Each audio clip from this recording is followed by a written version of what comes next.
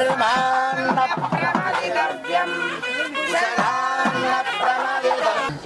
మా గురువు గారు మీరు శుభ్రంగా 120 ఏళ్ళు ఉన్నాడయా అన్నారు. It's a good thing. కానీ 120 ఏళ్ళు ఎందుకు ఉండాలి? మనం పెరగడం కోసమనా? మనం మరింత కుటుంబాన్ని పెంచుకోవడం కోసమనా? ఎందుకోసం మనం 120 ఏళ్ళు ఉండాలి? What is the purpose? మనం చేసేటటువంటి సేవ ఇంకో ఇంతమంది చేత మనం జీవించగలగాలి. మొట్టమొదటి రంగాచార్యులు గారు ఆయన ఒక్కడిగా ప్రారంభం చేశారు. ఆయన యాత్రని మా దగ్గరికి సీతానగర్ వచ్చారు. అప్పటికి ఎంత వయసు? 18.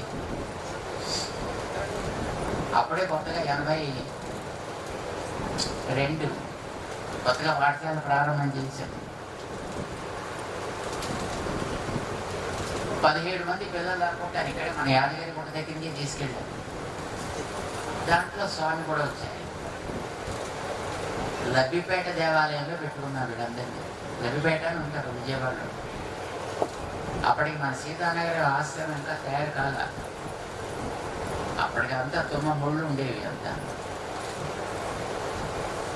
లబ్బిపేట దేవాలయంలో పెట్టేవాడు. పొద్దున్నే కార్యక్రమం జరిగేది. అందరికీ బాగా భోగం పెట్టి ఏదైనా పని ఉంటే మేము ఊళ్ళోకి వెళ్ళేవాళ్ళం. మళ్ళీ సాయంకాలం తిరిగి వస్తుండేవాళ్ళం. అప్పటిదాకా ఉన్న పిల్లలందరినీ మెయింటైన్ చేయడానికి రంగాచార్య గారికి రెస్పాన్సిబిలిటీ. లీడర్ గారు అన్నారు. అట్లాగే ఆరంభమైంది ఆ యాత్ర.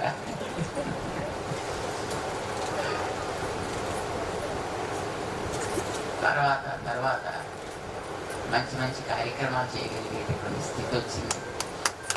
అందరి చేత కార్యక్రమాలు చేయించగలిగే స్థితి వచ్చింది. వాళ్ళ తమ్ముడిని అసక్రమంగా యోగుడిగా తయారు చేసుకునే స్థితి వచ్చింది. ఆయన ద్వారా ఎన్నెన్నో కార్యక్రమాలు చేయించగలిగేటటువంటి అవకాశం ఏర్పడింది. ఏది మనం చేసినా, ఏ కార్యక్రమం మనం చేసినా నా కోసం చేస్తున్నా, నా గొప్పతనం కోసం చేస్తున్నా, నా లాభం కోసం నేను చేస్తున్నా అని చెయ్యడు ఎప్పుడు.